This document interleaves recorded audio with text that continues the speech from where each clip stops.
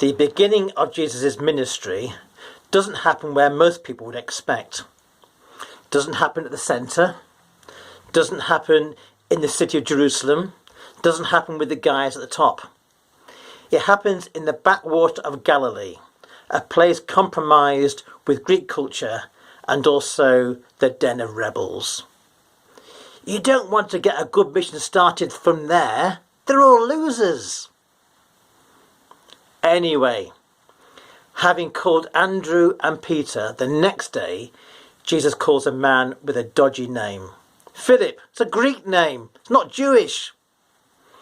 But he was a local guy who knew a lot of local people. And he knew a deep guy called Nathanael, Nat. Even though his name meant gift of God, he was very dubious about Jesus. Well, wouldn't you? He came from Nazareth. It's like being a Scouser. How can a Scouser be a chosen one?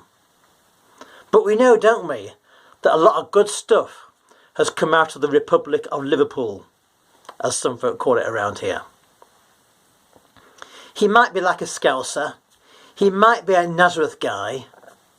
But Jesus was able to suss Nat out.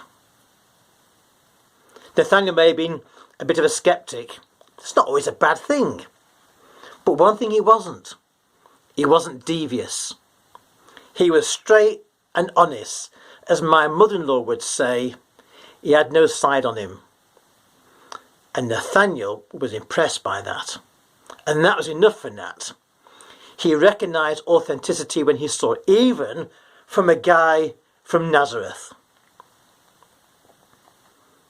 At the end of the passage, in contrast to Nathanael, Jesus refers obliquely to Jacob, the cheat, the swindler, the guy who does double deals.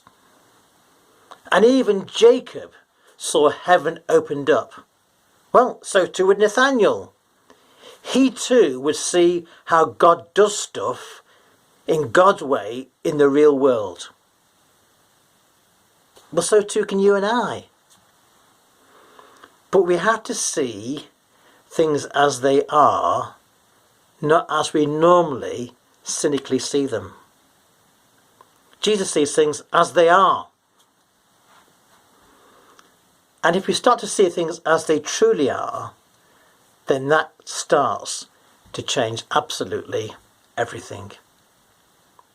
Jesus saw Nathanael, and Nathanael saw Jesus, and that changed everything.